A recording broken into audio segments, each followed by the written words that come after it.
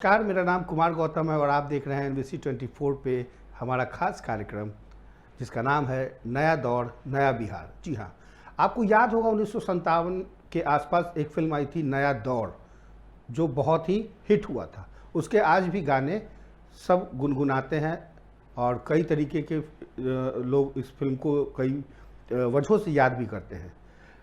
साफ बात यह है कि आज इस दौर में बदलते बिहार में जिस तरीके से ये गाना, ये फिल्म हम इसलिए बता रहे हैं कि आज के बदलते सियासी राजनीति में यह बिल्कुल ठीक बैठता है। बस कुछ शब्दों को थोड़ा अगर बदल दीजिए और गुनगुनाइए तो आपको लगेगा कि नीतीश के एक फैसले से बिहार की जो फिज़ा है वो किस तरीके से बदल गई है। सुशासन बाबू के एक फैसले से बिहार नए दौर में आ जाएगा, जहां आपको क्या कुछ नया मिलेगा वो भी हम आपको एक एक करके बताते हैं। नया दौर नया बिहार में बिहार के लोगों को सबसे पहले नया राज्यपाल तो मिल ही गया है। मौजूदा राज्यपाल आरिफ मोहम्मद खान की जगह अब सैयद अता हसनैन मिल जाएंगे, जो अगले सप्ताह बिहार के नए राज्यपाल की जगह लेंगे। 12 मार्च को नए राज्यपाल पटना आ रहे हैं। इसके बाद बिहार को मिलेगा नया मुख्यमंत्री, जो संभवतः अब भारतीय जनता पार्टी के कोटे से होगा। नया बदलाव, वर्तमान के 2 बीजेपी कोटे से डिप्टी सीएम भी बदल जाएंगे। सम्राट चौधरी और विजय कुमार सिन्हा के बदले जेडीयू की कोटे से बिहार को नए दौर में, नए बिहार में नए डिप्टी सीएम के तौर पे नए चेहरे मिलेंगे। इसके साथ ही बिहार के कैबिनेट की भी तस्वीर बदल जाएगी। जी हाँ, संभवतः कुछ मंत्रालय को अगर छोड़ दें, जैसे जीतन राम मांझी की पार्टी हम, उपेंद्र कुशवाहा की आरएलएम की पार्टी के जो मंत्री हैं वो संभवतः वही रहेंगे, लेकिन जेडीयू कोटे के मंत्रियों के विभाग बदल जाने की पूरी उम्मीद है। रही बात विधानसभा अध्यक्ष की, तो संभवतः प्रेम कुमार बने रह सकते हैं, लेकिन विधान परिषद में नए सभापति का चेहरा जेडीयू के कोटे से होगा। तो ये है नया दौर नया बिहार, और नीतीश कुमार के एक निर्णय से यह सब कुछ बदल जाएगा। आइए अब हम सीधा इस पूरे मसले पर हमारे साथ वरिष्ठ पत्रकार शशांक दुबे जुड़ गए हैं। उनसे जानेंगे कि शशांक जी, ये बताइए कि जो एक निर्णय नीतीश कुमार ने लिया राज्यसभा जाने का, या यूँ कहें कि दिल्ली जाने का, उसके बाद ये सब कुछ नयापन, नया दौर नया बिहार, क्या लग रहा है इस समय? देखिए गौतम, जब लोकसभा के चुनाव हो रहे थे उस वक्त ये बात क्लियर थी कि लोग जो माफ कीजिएगा, जब विधानसभा 2025 के चुनाव हो रहे थे तो लगभग ये बात क्लियर थी कि नीतीश कुमार के चेहरे पर चुनाव लड़ा जाएगा। लेकिन कुछ दिन बाद जो एक समय सीमा लगभग 6 महीने के अंदर ही नीतीश कुमार ये गद्दी छोड़ेंगे तो भारतीय जनता पार्टी को हस्तांतरित करेंगे। हालांकि ये बात अंदर खाने चल रही थी कि जो नीतीश कुमार है वो अब जो उनका स्वास्थ्य कारण है, इस वजह से अब वो मुख्यमंत्री के रूप में फंक्शन करने में बहुत ज्यादा सामर्थ्यवान नहीं है, सामर्थ्य नहीं बन पा रहे हैं। ऐसे में ये कयास तो लगाया जा सकते हैं कहीं ना कहीं सत्ता परिवर्तन होगा, लेकिन कयास इस बात के इतनी जल्दी होगा, इस बात को लेकर थोड़ा सा आश्चर्य हुआ। हालांकि भारतीय जनता पार्टी और जदयू के अंदर खाने में बातें चल रही थी। देखिए, 2 बातें हैं। भारतीय जनता पार्टी सत्ता में आए क्योंकि वो बड़ी पार्टी है, और दूसरी जदयू पार्टी का अस्तित्व बचा रहे, क्योंकि नीतीश कुमार के बाद कौन होगा ये सवाल उठ रहे थे। और जैसे ही नीतीश कुमार सत्ता छोड़ते, यानी इस गवर्नमेंट से उनकी ग्रिप खत्म होती, सरकार दूसरे पार्टी के पास जाती या मुख्यमंत्री का चेहरा बदलेगा, वैसे नीतीश की पार्टी पर तमाम तरह के जो नेता हैं, जो जदयू के अंदर कई धड़े हैं, वो धड़े सक्रिय हो जाते हैं और पार्टी के लिए अच्छा नहीं होता। इसलिए जो पार्टी के रणनीतिकार हैं, उन्होंने एक लंबी योजना के तहत, ये कोई 1-2 दिन में नहीं हुआ है, लगभग 3-4-5 महीने से कवायद चल रही थी कि सत्ता जदयू पार्टी भी बची रहे और भारतीय जनता पार्टी सरकार में आ जाए, क्योंकि उसकी ये कमिटमेंट थी इलेक्शन के समय पे ही। तो जो नीतीश कुमार के लड़के हैं निशांत, उनको स्थापित करके जनता दल यूनाइटेड को बचाया जाए, और नीतीश कुमार क्योंकि स्वास्थ्य कारणों से सरकार चलाने में सक्षम नहीं है, इसलिए सत्ता का हस्तांतरण किया जाए। तो एक पूरा प्रोसेस था जो अंदर खाने चल रहा था, अब वो जाके बाहर आया है। लेकिन शशांक, सबसे अहम सवाल यह है कि जो पिछले 20 साल से मुख्यमंत्री नीतीश कुमार की जो इंजीनियरिंग सोच रही है बिहार को बदलने में, क्या अब वो जारी रह पाएगा? इसकी संभावना दिखती है क्या? देखिए गौतम, इस बात को इस तरह समझिए कि नीतीश कुमार ने 2005 में पहली बार सत्ता संभाली थी। 2005 में 2 चुनाव हुए थे और दोनों चुनाव में, दूसरे चुनाव में नीतीश कुमार को पूरी तरह से बहुमत मिला और नीतीश कुमार सत्ता में आए। तब से अभी तक एक अपवाद छोड़ दिया जाए जीतन राम मांझी का, तो नीतीश कुमार ही मुख्यमंत्री रहे हैं। ऐसे में 25 साल का उनका जो काम रहा है, वो एक तरह से कहा जाए क्रांतिकारी परिवर्तन रहा है। बिहार की विकास के जो मायने थे, जो बिहार के विकास की जो परिभाषाएँ थी, उन्होंने काफ़ी ज़्यादा बदला। सड़क के क्षेत्र में सुधार हुआ, शिक्षा के क्षेत्र में सुधार हुआ, बिजली सुधार हुआ, इसके अलावा लॉ एंड ऑर्डर भी सुधार हुआ है। लेकिन कहीं न कहीं इस जो जर्नी है उनकी एज़ ए मुख्यमंत्री, एज़ ए पॉलिटिशियन, वो रुकनी थी या उसको विराम लगाना था, और वो समय अब आ गया है, क्योंकि 25 साल काफ़ी ज़्यादा होते हैं। 20 साल से ज़्यादा से वो मुख्यमंत्री हैं, और 21 साल से, और उसके अलावा वो केंद्र में लंबे समय तक रहे हैं। तो ऐसे में ये परिवर्तन निश्चित था, और परिवर्तन हर जगह पे होता है। अब रही बात बिहार के विकास की जो गति थी, क्या वो रह पाएगी? तो देखिए, अभी एनडीए की ही सरकार है। अगर भारतीय जनता पार्टी का जो कहा जा रहा है कि मुख्यमंत्री बनेगा, अगर भारतीय जनता पार्टी का मुख्यमंत्री बनता भी है, तब भी एनडीए की सरकार रहेगी, और केंद्र में भी भारतीय जनता पार्टी की सरकार है, जो एनडीए की सरकार है। तो ऐसे में विकास की गति कहीं से रुकेगी, ये नहीं लगता है। हाँ, जो सामाजिक ताने-बाने हैं, जो बिहार की राजनीति में जातिगत समीकरण है, जो सामाजिक समीकरण है, जो बिहार की राजनीति में महत्वपूर्ण होता है, कि ये देखा जाता है किस वर्ग से कितने लोगों को प्रतिनिधित्व मिला, या किस वर्ग का मुख्यमंत्री है। ये तमाम जो ऑर्नामेंटल बातें हैं, ये बातें ज़रूर बदलेंगी। लेकिन बिहार का जो विकास है, या बिहार जो गवर्नेंस है, वो गवर्नेंस एज़ इट इज़ रहता है, क्योंकि सरकार चलाने का एक प्रोसेस है, जिसमें ब्यूरोक्रेट्स होते हैं, केंद्र सरकार है, राज्य सरकार है, और वो लगभग मैं कहूँ तो कॉमन ही रहने वाला है। बिल्कुल, हम आपकी बात से सहमत भी है इस बात को लेकर कि सत्ता बदलती है, परिवर्तन होता है, बदलाव भी ज़रूरी है। और आपने भी पढ़ा होगा कि फिजिक्स में जिस तरीके से वेग में परिवर्तन की दर को त्वरण कहते हैं, एक्सीलरेशन कहते हैं, तो बिहार क्या वाकई उस एक्सीलरेशन को, बदलाव को बर्दाश्त कर पाएगा? जिस तरीके से नीतीश कुमार ने इंफ्रास्ट्रक्चर डेवलपमेंट किया, 7 निश्चय योजना, पोशाक योजना, साइकिल योजना, फिर आप देख लीजिए कि तमाम जो नल जल योजना है, हर घर में सिंचाई की योजना है, खासकर महिलाओं को लेकर जिस तरह से उन्होंने जो डेवलपमेंट किया हो, आज भी जो जीरो टॉलरेंस की जो नीति अपनाई गई है, क्या लगता है कि अब वाकई बिहार उसी रास्ते पे चलेगा, किसी तरीके की कोई परेशानी नहीं होगी? देखिए, 2005 के पहले तक 15 साल लगभग लालू यादव की सरकार रही है, या उनकी पत्नी सरकार में, राबड़ी देवी सरकार में रही है। उसके उस समय जो बिहार की स्थिति थी, मैं ये नहीं कहता कि वहाँ पर तमाम चीज़ें नकारात्मक ही थी, लेकिन वहाँ पर जो विकास की परिभाषा थी, वो सामाजिक न्याय के हिसाब से वो परिभाषित की जा सकती है। नहीं, जो फिजिकल डेवलपमेंट है, जो इंफ्रास्ट्रक्चर डेवलपमेंट है, वो बिहार में नगण्य था, ना के बराबर था, और बिहार आर्थिक दृष्टि से भी काफ़ी पीछे जा रहा था। लेकिन जैसे ही नीतीश कुमार ने सत्ता संभाली, उन्होंने सामाजिक समीकरणों को भी साधा, और उसके साथ-साथ जो मॉडर्न इंफ्रास्ट्रक्चर डेवलपमेंट है, उस पर भी ध्यान दिया। तो बिहार चूँकि इतनी ज़्यादा पिछड़ा हुआ था कि उसको अभी भी पटरी में लाने में काफ़ी समय लगा। लेकिन नीतीश कुमार ने काफ़ी ज़्यादा काम किया, और नीतीश कुमार एक युग की तरह, यानी अगर कोई 20 साल लगातार मुख्यमंत्री रहता है, 20-21 साल, तो वो एक राजनीति में युग माना जाता है। 12 साल में युग परिवर्तन होता है, तो युग परिवर्तन, एक युग से ज़्यादा भी समय नीतीश कुमार मुख्यमंत्री रहे हैं। ऐसे में जो उनके समर्थक हैं, या उनके पार्टी के जो फॉलोवर हैं, या उनसे जुड़े हुए जो लोग हैं, वो इतनी जल्दी डाइजेस्ट नहीं कर पा सकते हैं कि ओवरनाइट नीतीश कुमार अब बिहार के मुख्यमंत्री नहीं होंगे। लेकिन मैंने जैसे पहले ही कहा कि सत्ता में कोई लगातार नहीं रह सकता है। एक न एक दिन उसको कहीं न कहीं रुकना ही पड़ेगा, और नीतीश कुमार अब थमे हैं मुख्यमंत्री के रूप में। लेकिन पॉलिटिशियन के रूप में उन्होंने अपनी पार्टी के बीच में जो कहा है कि हमारी प्रेज़ेंस मौजूद रहेगी, हमारी गाइडलाइन मौजूद रहेंगी, और हमारी जो नीतियाँ थी, जो सामाजिक नीतियाँ थी, जो डेवलपमेंट की नीतियाँ थी, जो आर्थिक नीतियाँ थी, वो तमाम नीतियाँ ये सरकार लागू करेगी, क्योंकि वो सरकार के लगभग बराबर के घटक हैं। तो ऐसे में ये कहना कि पूरी तरह से बदल जाएगा, कोई बहुत एक्सेलरेशन मोड में चली जाएगी गवर्नमेंट, बहुत तेज़ी से विकास होने लगेगा, या बहुत सारी चीज़ें बदल जाएँगी, वो एकदम से नहीं होना है। होना क्या है कि नीतीश कुमार के जो सामाजिक समीकरण था, जो उनका सामाजिक सौहार्द की बातें थी, कहते थे वो, उनका जो अपना कॉन्सेप्ट था, और भारतीय जनता पार्टी का जो कॉन्सेप्ट है, उसमें थोड़ा-सा अंतर है पॉलिटिकली।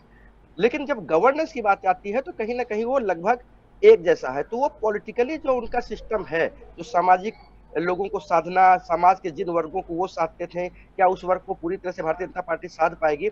ये एक प्रश्न ज़रूर होगा, और यही वजह है कि बिहार में कहीं न कहीं नीतीश के जाने का उनके पार्टी के अंदर ही, और उनके समर्थक विरोध कर रहे हैं, क्योंकि उनको लगता है कि जो नीतीश कुमार की नीतियाँ थी, वो नीतियाँ कहीं न कहीं भारतीय जनता पार्टी की राजनीतिक जो नीतियाँ हैं, जो पॉलिटिकल पॉलिसीज़ हैं, उनसे डिफर करती हैं। बिल्कुल शशांक, आप बने रहिए हमारे साथ। हमारे संवाददाता रमन भी जुड़ गए हैं, जो लगातार सियासी जो घमासान मचा है, हर पल अपडेट दे रहे हैं, उनसे भी जुड़ने की कोशिश करते हैं। रमन जी जुड़ चुके हैं। रमन, ये बताइए कि इस वक्त की जो ताज़ा हालात हैं, जेडीयू दफ्तर से लेकर मुख्यमंत्री आवास तक, वहाँ पर मैंने देखा कि पहले मुख्यमंत्री राज्यपाल से मिलने जाते हैं, एक शिष्टाचार मुलाकात होती है, उसके बाद फिर नंदकिशोर यादव वहाँ पहुँचते हैं सीएम आवास, उनसे मुलाकात होती है, उपेंद्र कुशवाहा भी पहुँचते हैं, उनसे भी मुलाकात होती है। और एक तीसरी तस्वीर जो इस वक्त लूप में चल रही है, दर्शक देख रहे हैं कि यहाँ पर संजय झा के आवास पर निशांत की बैठक है। ये पहली इस तरीके की बैठक कोई बिहार की राजनीति में निशांत इस तरीके से किसी बैठक में भाग ले रहे हैं। कब तक संभावना है कि वो निशांत जेडीयू के सदस्यता ग्रहण कर लेंगे?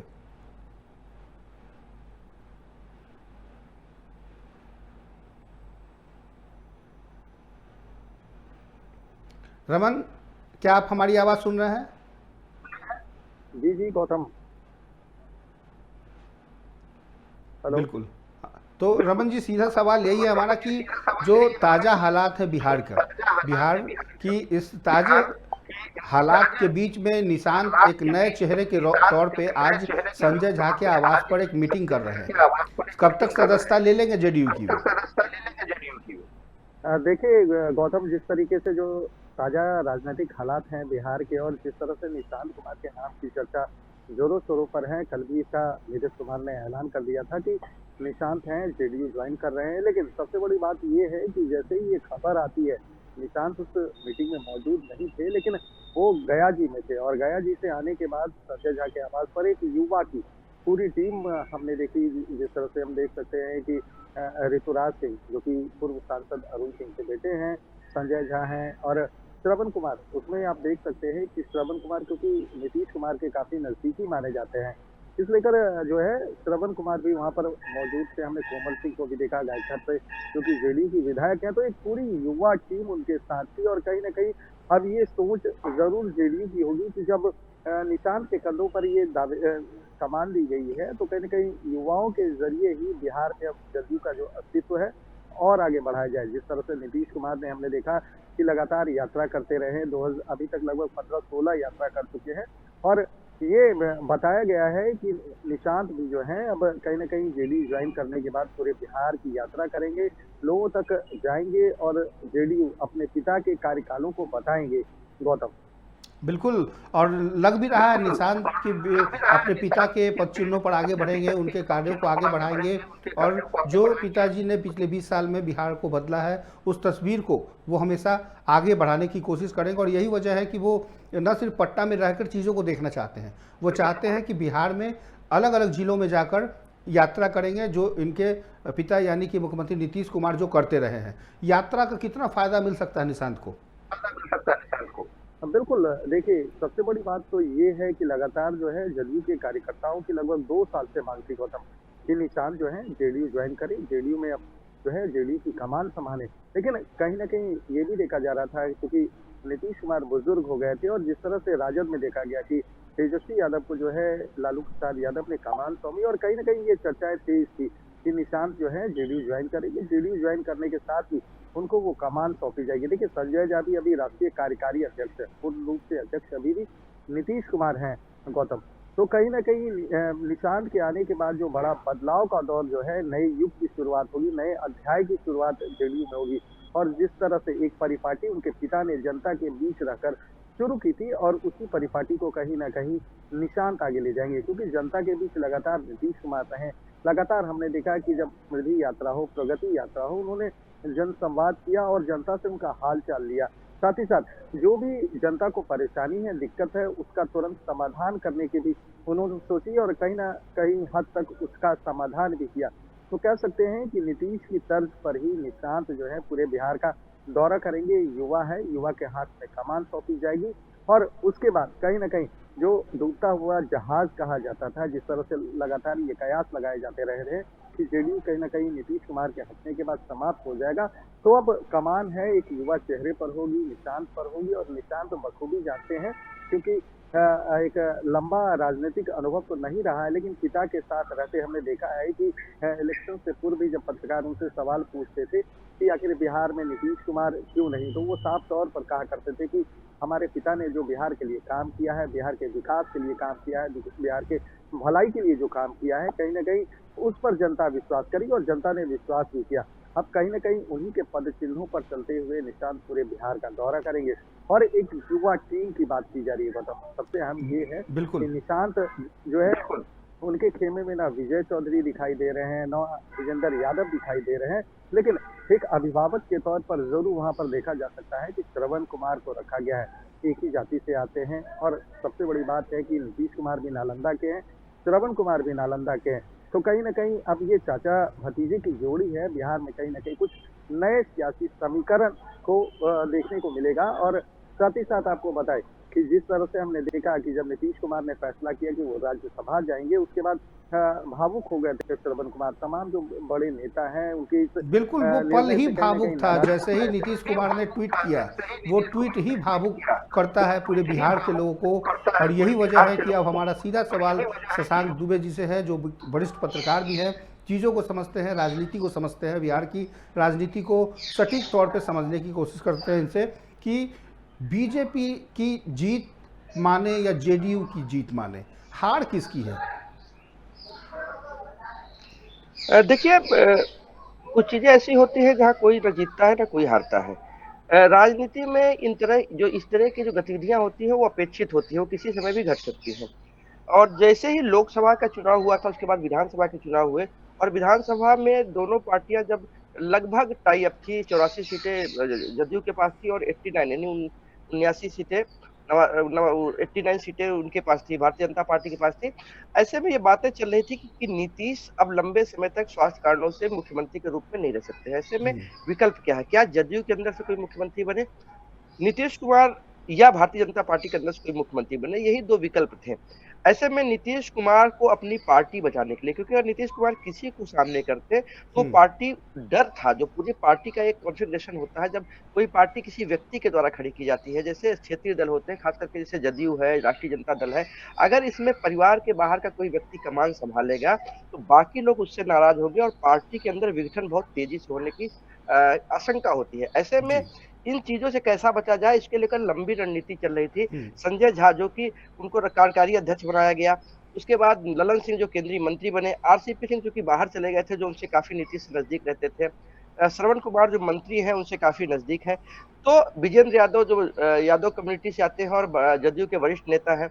ऐसे में तमाम धड़े थे जिनको एक साथ लाना कहीं ना कहीं मुश्किल हो रहा था जनता दल यूनाइटेड के अंदर नीतीश कुमार को। ऐसे में नीतीश कुमार को अपने बेटे निशांत को आगे करने के, हालांकि नीतीश बहुत दिन से ये चीज चाह नहीं रहे थे, नीतीश कुमार को परिवारवाद का विरोध था और इसी झिझक में कहा जाए नीतीश कुमार काफी दिनों से चाहते हुए भी निशांत को सामने नहीं ला पा रहे थे। लेकिन जब नीतीश कुमार की पार्टी के लोगों ने उनको कम्युनिकेट किया, उनको कन्विंस किया, तो निशांत को लाने के समय वो खुद राजनीति से, बिहार की राजनीति से हटने का उन्होंने फैसला किया और निशांत को पार्टी का एक अब घोषित कहा जाए कमान देने की बात है। क्योंकि अगर नीतीश कुमार की फैमिली से कोई रहेगा, उनका बेटा रहेगा, तो बाकी धड़ों के अंदर जो संघर्ष होने की स्थिति जनता दल यूनाइटेड के अंदर, वो शायद अवॉइड की जा सकती थी। और यही कारण है कि नीतीश कुमार राज्यसभा जाने का फैसला लिया है और उन्होंने भारतीय जनता पार्टी को गवर्नमेंट बनाने के लेकर, और एकमात्र जो डिप्टी सीएम बनेंगे, जो अभी तक चर्चा है, वो निशांत होंगे। तो कहीं ना कहीं पार्टी और सरकार के अंदर जो जदयू का कमान है वो निशांत के हाथों में रहेगा और सारे लोग उनके सहयोगी में रहेंगे। ऐसे में पार्टी बचेगी, क्योंकि नीतीश कुमार के बाद ये पार्टी कौन चलाएगा, ये प्रश्न उठ रहा था और इस प्रश्न का जवाब भारतीय जनता पार्टी और जदयू ने मिलकर लिया है। तो दोनों तरफ से कुछ खोया गया है, कुछ पाया गया है। भारतीय जनता पार्टी गेनर इसलिए है कि भारतीय जनता पार्टी लंबे समय से बिहार में अपनी गवर्नमेंट चाह रही थी, क्योंकि उसके कुछ मुद्दे थे, उनके कुछ अपने गवर्नेंस के तरीके हैं, खास करके जो सीमांचल के क्षेत्र में वहां पर आबादी का अनुपात बदल रहा है, जो वहां पर, इसको लेकर कहीं ना कहीं भारतीय जनता पार्टी की शंकाएं थी। और भारतीय जनता पार्टी का मुख्यमंत्री अगर बनेगा तो कहीं ना कहीं उन चीजों को एड्रेस कर पाएंगे। दूसरी तरफ जदयू पार्टी बची रहे और गवर्नेंस में भी रहे, क्योंकि जब पार्टी बची रहेगी, और वो तभी बची रहेगी जब नीतीश कुमार के जो उत्तराधिकारी निशांत है उसको कमान करेंगे। और इसीलिए पूरे प्रदेश में उनकी यात्रा कराई जा रही है, जिस वजह से उनको जिलों में कार्यकर्ताओं के बीच में स्वीकार्यता मिले और वो ये बता पाए कि उनके पिता ने जो काम किए हैं उसको आगे कैसे बढ़ाएंगे और उनके पिता ने क्यों ये निर्णय लिया है। ये तमाम चीजें कार्यकर्ताओं को जाके बताएंगे और कार्यकर्ताओं से जुड़ेंगे और पार्टी को एकजुट रख पाने में सक्षम होंगे, क्योंकि अगर कोई व्यक्ति चाहे वो ललन सिंह हो या संजय झा हो या विजय चौधरी हो, अगर किसी को पार्टी कमान दी जाती तो बाकी नेता पार्टी को कहीं ना कहीं विखंडित हो सकती थी पार्टी, ऐसी आशंका थी। गौतम। बिल्कुल बिल्कुल ठीक कहा आपने। पार्टी अपने जनाधार को वही बचाना है और ऐसे में निशांत की जो यात्रा होगी वो पार्टी को और मजबूती प्रदान करेगी। इसके साथ साथ पिता के पद चिन्हों पर चलते हुए निशांत भली भांति जिला भर जहाँ घूमेंगे उस चीज़ों को भी वहाँ भौगोलिक दृष्टिकोण से समझने की कोशिश करेंगे, राजनीति को करीब से देखेंगे, क्योंकि राजनीति से उनका दूर दूर तक नाता नहीं रहा है। ऐसे में राजनीति का ककहरा तो वो अपने पिता के तौर पे, विरासत के तौर पे तो है ही, लेकिन सामाजिक तौर पर भी एक कहते हैं कि राजनीतिक समझ, वो धीरे धीरे वो पद पे आते ही आदमी सीखने लगता है। ये भी एक अच्छा जवाब रहा आपका। रमन से जानने की कोशिश करते हैं, एक शब्द जो लगातार इस्तेमाल किया जा रहा था विपक्ष की तरफ से कि मुख्यमंत्री को हाईजैक कर लिया गया है, लेकिन आप देखिए मुख्यमंत्री अभी भी कितने समझदारी से समय पर और एक ऐसा निर्णय जब जहां लेना है वहीं लेते हैं। तो पूरी तरीके से जो शब्द इस्तेमाल किया जा रहा था कि हाईजैक कर लिया गया है, हाईजैक कर लिया गया है, क्या आज कोई बयान विपक्ष की तरफ से आया है रमन? देखिए गौतम, आज अभी वैसा कोई बयान नहीं आया है, लेकिन हम ये जरूर कह सकते हैं कि नीतीश कुमार का ये मास्टर स्ट्रोक है। मास्टर स्ट्रोक दो मायने में है। अगर निशांत आते तो कहीं ना कहीं परिवारवाद पर का आरोप जो है नीतीश कुमार पर लगता, लेकिन एक तरफ राज्यसभा जा रहे हैं नीतीश कुमार और दूसरी तरफ उन्होंने खुद लॉन्च नहीं किया है निशांत को। हर एक कार्यकर्ताओं की मांग थी, हर एक नेताओं की मांग थी, और कल जब एक अन्य मार्ग में मुख्यमंत्री आवास में जब बैठक हुई तो संजय झा ने इसका प्रस्ताव लाया और सभी विधायकों से लेकर मंत्री से लेकर सांसदों ने इस प्रस्ताव का समर्थन किया और कहीं न कहीं ताली बजाकर स्वागत किया निशांत का। लेकिन सबसे बड़ी बात यह है कि कल अगर निशांत पार्टी ज्वाइन करते हैं तो उनको जिम्मेदारी क्या मिलेगी, उनको पद क्या मिलेगा। हालांकि चर्चाओं का बाजार गर्म इसलिए है कि ये कहा जा रहा है कि जब नई सरकार का गठन होगा तो कहीं ना कहीं उप मुख्यमंत्री के तौर पर निशांत की ताजपोशी होगी। लेकिन अगर पार्टी के तौर पर देखा जाए तो पार्टी में उनको क्या मिलेगा ये अभी तक तय नहीं किया गया है। हालिया दिनों में हमने देखा है कि वरिष्ठ आईएएस जो कि रिटायरमेंट लेकर वीआरएस लेकर नीतीश कुमार के साथ जुड़े थे, मनीष वर्मा, हर एक जगह उनको देखा गया। और कहीं ना कहीं जो कहा जा रहा है कि बिहार विधानसभा 2025 में अगर बड़ी जीत मिली तो कहीं ना कहीं इसके पीछे जो दिमाग काम कर रहा था, जो बिना चेहरा दिखाए हुए जो काम कर रहा था, वो मनीष वर्मा थे। क्योंकि जो 10,000 की स्कीम थी, ऐसा अंदर आने से जो हमें खबर मिली थी गौतम, कि उन्हीं का ये दिया हुआ सुझाव था। 125 यूनिट बिजली जो थी उन्हीं का दिया हुआ सुझाव था। क्योंकि हमने देखा है कि जब भी नीतीश कुमार कोई फैसले लेते थे तो उसे कैबिनेट में पहले पास करवाते थे, उसके बाद वो करते थे। लेकिन इस बार की अगर बात कर ली जाए तो नीतीश कुमार ने ऐसा कुछ नहीं किया। उनके सबसे करीबी, इसी से अंदाजा लगाया जा सकता है कि उनके सबसे करीबी लोगों में से रहे विजय कुमार चौधरी और विजेंद्र यादव तक को पता नहीं था कि ये होने वाला है। उन्होंने तुरंत ट्वीट किया और ट्वीट के जरिए बीजेपी, जेडीयू हो या अन्य जो घटक दल है उनको ये जानकारी दी। तो कह सकते हैं कि नीतीश कुमार जैसा चाणक्य न बिहार की राजनीति में आया है और न भविष्य में आएगा, क्योंकि जिस तरीके से उनके काम करने का तरीका है, निर्णय लेने की क्षमता है, आज तक किसी भी नेता में नहीं देखी। हमने देखा है लालू प्रसाद यादव ने जरूर 15 साल तक बिहार में राज किया, 15 साल तक उनकी सरकार रही, लेकिन उस 15 साल की सरकार को हटाकर अगर देखा जाए, अगर आंकड़ों की बात कर ली जाए गौतम, तो यादव और मुस्लिम मिलाकर लगभग 38% जो है वोटर्स है। लेकिन उन 38% में भी सेंध लगाकर नीतीश कुमार ने बिहार में सरकार बनाई और लगातार अभी तक जरूर गठबंधन कोई रहा हो लेकिन चेहरा वही था और एकमात्र चेहरा नीतीश कुमार थे। तो उनकी काबिलियत का आप अंदाजा और राजनीतिक समझ का अंदाजा आप इसी से लगा सकते हैं गौतम, कि राजनीति की कितनी जो है सूझबूझ उनको है। लेकिन सबसे बड़ी बात यह है कि इस बार के अगर मास्टर स्ट्रोक की बात कर ली जाए तो परिवारवाद का लगातार वो आरोप विपक्ष पर लगाते रहे। हमने देखा है कि सदन के दरमियान भी उन्होंने कहा कि